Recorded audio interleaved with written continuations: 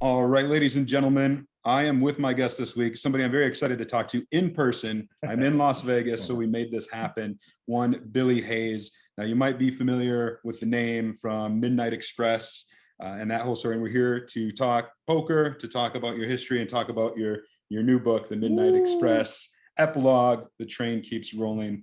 We'll get into that. But how are you doing right now? I'm doing great. It's been a long COVID kind of time, and most of it I spent writing the book, working on it, which was good. Gave me something to do, so I didn't get too crazy. Right.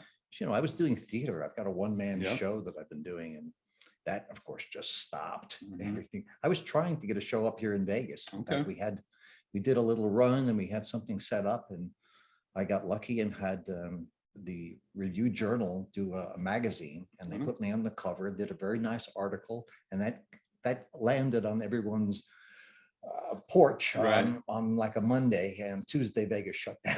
Oh, no. So I haven't been working, but I've been writing, which is great. It keeps me busy. Now, listeners of our podcast know poker, or that's what they're really interested in, right? But you cross into more of the mainstream, and that is because of the whole Midnight Express story. For those who might not be familiar, can you just give us, a little condensed version about who you are and kind of why everybody knows you? I was arrested at the Istanbul airport, October 7th, 1970, with 2 kilos of prime Turkish hashish, cannabis, which is legal now, taped all over my 23-year-old body. Seemed like a good idea at the time. And I eventually got sentenced to 4 years and 2 months in a Turkish prison. And then 56, 55, 54 days prior to going free, I got resentenced to life in prison, which was, if the ceiling fell on my head right now, I couldn't be more surprised. Right.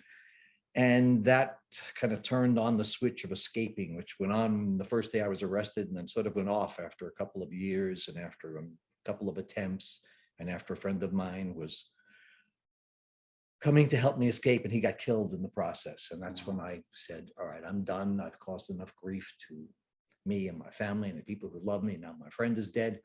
I'll just spend, that's when I had a 4 year, 2 months. I'll spend the next 2 years. I'll deal with that.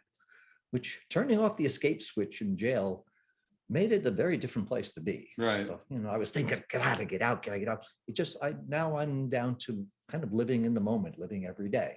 I learned a lot of good things that I needed to learn. Sure. A whole lot I needed to learn. And that all felt good. And then again, 54 days before going free, all my nice calm and all of the stuff I had learned through meditation and breathing and my yoga was sorely tested, because now I'm looking at the rest of my life in jail. And that led to the escape switch going on. And after about another almost 2 years, I was able to get transferred to an island prison and escape off the island in a rowboat in a storm and row to the mainland, and then make my way back around to Istanbul and then dye my hair, which was blonde then as opposed to gray like it is now, and I had a mustache, dye it black because in this little Istanbul hotel room, and then make my way to the Greek border and swim across the river into Greece. All the swimming is easy. I used to be a lifeguard. Sure. Spoiled me for the rest of my life, by the way. That's the best job in the world. Everything after that is downhill. And I swam the river into Greece, and then got caught by Greek soldiers in the middle of the night, and they didn't quite know what to make of me.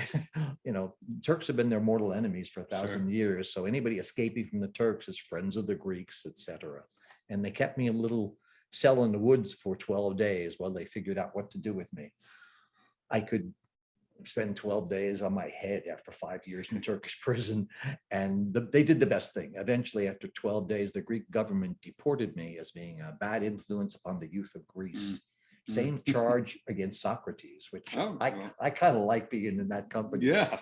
And then I went back to the United States, and actually I flew to Amsterdam for a couple of days, sort of to reclimatize myself to life and get back into things again, and then flew to New York City. And at Kennedy Airport, when I got off the plane, there were 100 shouting reporters with lights and cameras. Billy, what's it like to be home? I don't know. Just got here, haven't seen my mom. And that never stopped. Right. I mean, 50 years later, I'm still talking about this subject. Yeah. And it's a bizarre feeling for me to Midnight Express, the book happened right away. And it was probably a good thing because I wanted to forget prison. I didn't want to be thinking about it every day and writing about it, but I was a writer. I went to Marquette University to the journalism school. I went out into the world to experience life so I could write about it, like my hero, Jack London. Surprise, surprise.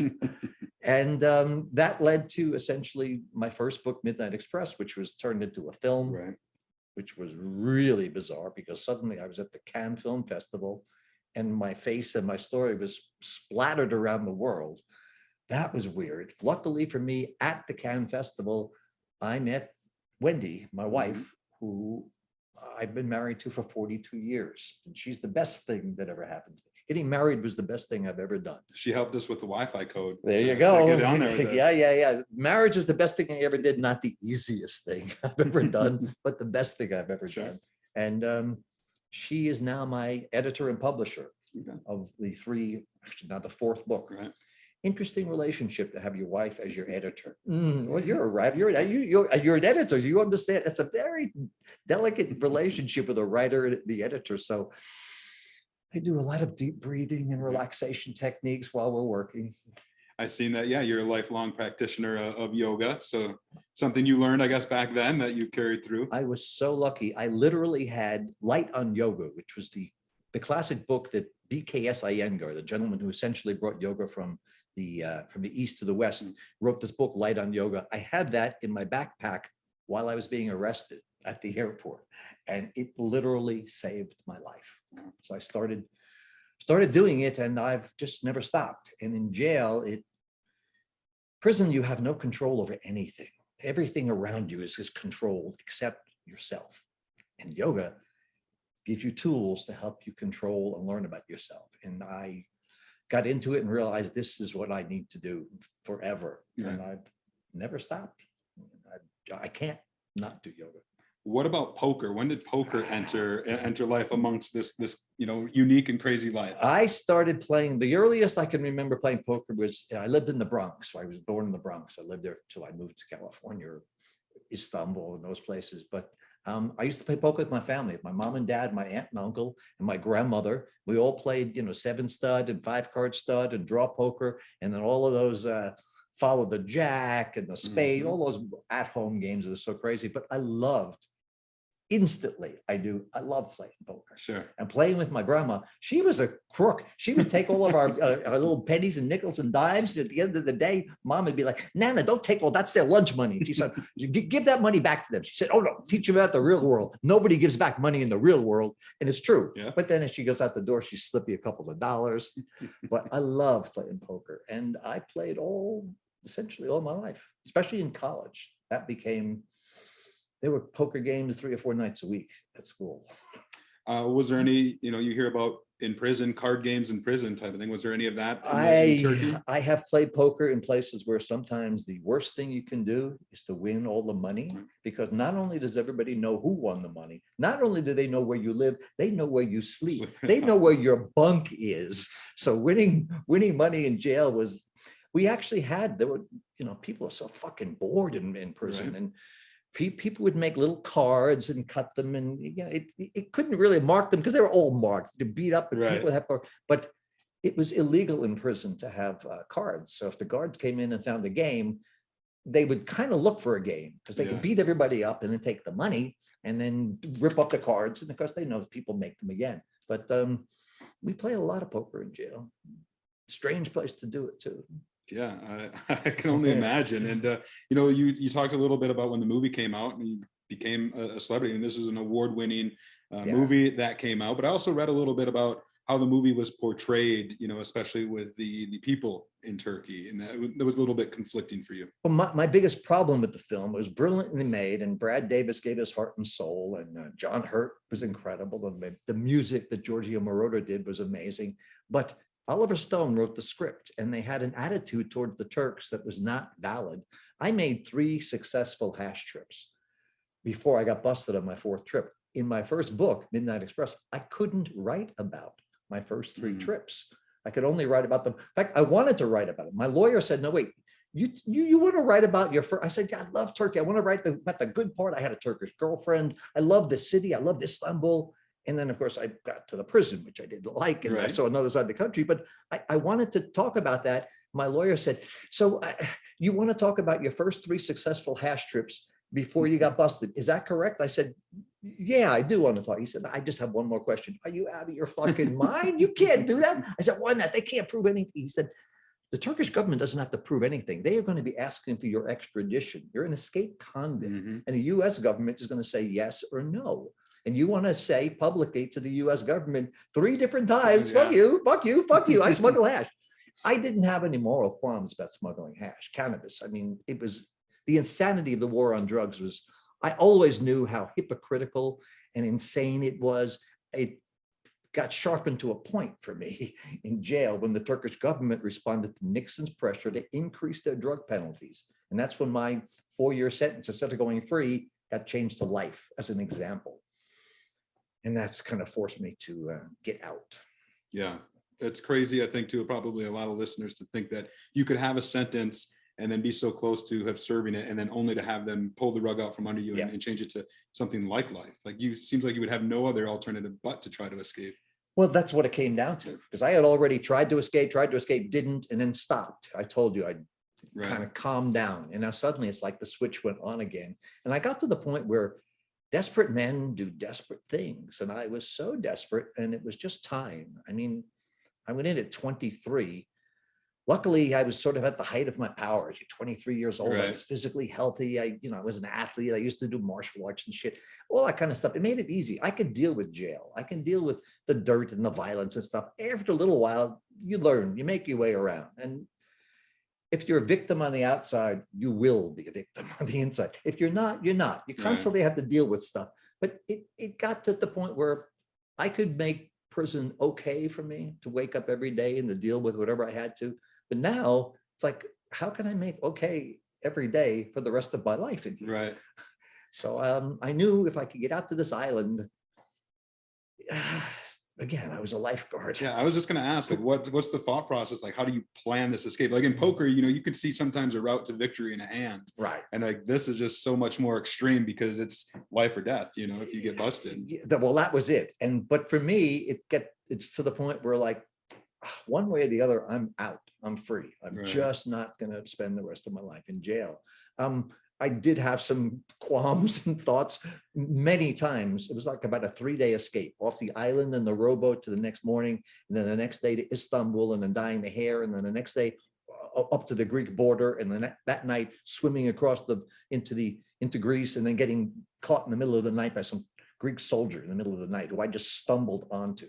Because it was dark. I'd been up for days. The river that separates Greece and Turkey, it has moved. It's changed over the years. There used to be a train that went like this. And if you got on the train, the river went here and Turkey was here and Greece was there. And you jump off the train, you learn all the stuff in jail. I knew so many different escape plans and ways to go. But I just knew if I could get into Greece, they'd never send me back to Turkey. So once I got anywhere near the river, I'm good. I'll swim as far as I have to, and I'll get out. And then, of course, the Greeks were very nice to do what they did to me. It's really an incredible story, and it's kept going. Throughout the years, you ended up going back to Istanbul at some point. That's part of the epilogue. One of the reasons I read here. Yes, get the plug in there. I love to hold my book up. It took a while to get this stuff. One of the reasons I wanted to do this was sort of to wrap my story up for those people who have read my other 3 books in line. And to honor my father and mother, essentially. I talk about them and hear about their passing and how things came full circle for me, from escaping out of Turkey and then going to the Cannes Film Festival and meeting Wendy there, and then having a chance to go back to Istanbul as part of, I wanted to reconcile with the Turkish people. I mean, the biggest scene in the movie Midnight Express is a courtroom scene where they've got my character, Oliver Stone's words. They got my character saying, after he's been sentenced to life, is you're a nation of pigs, and I fuck your sons and I fuck your daughters and I fuck with the whole nation, screaming, yelling at the Turks. That scene, and the whole world saw that, heard coming out of my mouth, Oliver Stone's words, hateful words. And the Turks heard it coming out of my mouth. First, they had me killing a guard, which I didn't do. So now I've killed the guard and I've cursed out the nation. And I told them I'm going to fuck their sons and daughters. We're really in court. What I really said is, if you're going to sentence me to more prison, I can't agree with you. All I can do is forgive you. Forgive you, fuck your sons and daughters. Big difference between those. The world heard fuck your sons and daughters. Right. And they still, to this day, unless they're hearing this interview or read my books, that's what they thought I said. And the Turks hated me because of that. I mean, their tourism dropped 95% when the movie came out. And they had this psychological weight on them. They have a big problem with all the countries around them because the Ottoman Empire was huge and one of the biggest and very brutal. So they had enemies around them. This film was devastating to them. So, and it wasn't true because it wasn't valid to my experience. Again, I got along great with Turks, not the ones who were arresting me or sentenced me to jail or beating my feet with a stick, but that's prison. People on the outside I quite liked. So I wanted to somehow go back and have that happen. And I got a chance to talk to the Turkish people. I was on TV, I was on the newspapers, and there was a reconciliation, a rapprochement. There was a connection that felt really good for me. It felt like I needed to do this after 30 something years to go back and kind of balance that out again. And that was wonderful. And that whole trip was filmed by some filmmakers who for 12 years followed me around with a camera doing a documentary, which anybody who's ever done a doc, you think it's going to start someplace and you hope it's going to end somewhere, but you have no clue. Because as you go through it and we wind and years come and things went up and down, and eventually they came back with me, these two husband and wife team and myself went back to Istanbul and they filmed all of this and they put it into a doc. And that documentary got accepted into the Cannes Film Festival 38 years after my original film premiered in 1978 at the Cannes. Now in 2016, I believe, we were at the Cannes Festival, but this time I was with Wendy, who I met at the first one 38 years, and the French press loved that. This whole romantic circle of love, and I loved it too. And it's sort of a way for me that it allowed Sally, who made the documentary, to give her an ending, because and then I had a chance to like wrap this all up, and it's what I wanted the book to end is on that Cannes Festival. Was there any apprehension of going back? I mean, at some point, you weren't a fugitive any longer, correct? Like it was dismissed, or? Well, Interpol warrants are a weird thing. Every country reacts differently, and there was a warrant out for my arrest for like 20 years. I couldn't travel except specific countries. I have to ask them if they would honor the Interpol warrant. Maybe they would, maybe they wouldn't. But eventually, we found out that it had been dropped, and I could go back. And I also realized these Turkish policemen, and there was a big festival having in Turkey, and all the world press was going to be focused on it. And these cops had heard me on YouTube saying kind of what I'm saying to you, which is that, I didn't hate all the Turks. In fact, I had friends in Turkey and they wanted me to come back because this would be good for Turkey. And of course, it would be good for me. I wanted to do this. So they arranged all this, but these guys were really sticking their necks out because, as they said to me, the best thing for us are images of Billy Hayes walking down the streets of Istanbul free. The worst thing are images of Billy Hayes walking down the street and having some radical Turk come up and blow his head off. Yeah, I agreed with that. That is the worst thing. So until I got to speak at the press conference and sort of did this big news thing with all of them, I was still a hated man. And after that, everything changed. People in the hotels were saying, we saw you saying nice things about Turkey in the movie. I said, so for me, it felt like the completion and an adventure accomplished. I love adventures, and an adventure accomplished. And it was a sort of a weight off me in a lot of ways. I would imagine. Yeah. And, speaking of an adventure, this is a poker podcast, and we're talking right before the World Series of Poker. I know that you're going to be playing in the main event this year. I'm sponsored in the main event this year by a cannabis company. I mean, the irony of that, to have a legal cannabis company sponsoring a guy who had a life sentence for cannabis, it's a real sign of the times, I think. I even have. There you go. That's it's the Midnight Express. That's the product. That's my brand. Oh yeah, and you're on there too. Yeah. That's the brand. It's CBD. It's not no THC in it. It's literally legal everywhere in the country because it is less than, it's a legal distinction in the amount of THC that's in it. It goes from being marijuana to hemp. So it's Hemp Inc. who actually is sponsoring me. And I'll talk more about that later because Hemp Inc. is an interesting company. Okay. The guy who started it is a fascinating gentleman, Yeah, who has had his own specials on TV, who was known as the King of Pot for many years.